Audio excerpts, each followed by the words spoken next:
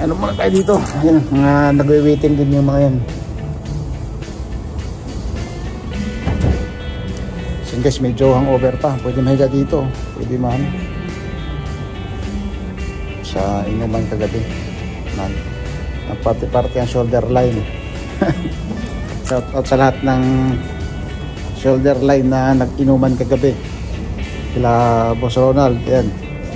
Sila Batang, sila Bonnie.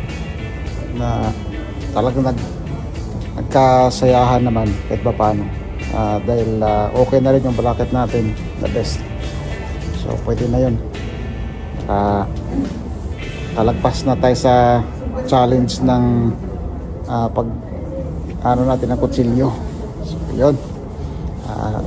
Shout out sa lahat ng mga girls and boys ng shoulder line kagabi. Yung mga singer natin, yan.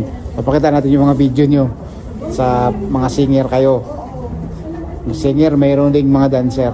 Shout out mga shoulder line. Salamat din sa pakikiisa, sa pag-welcome sa bagong ano nyo,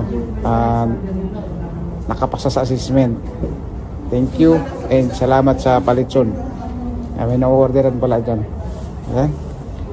So yan, dito tayo sa Winnipeg, sa may consulate.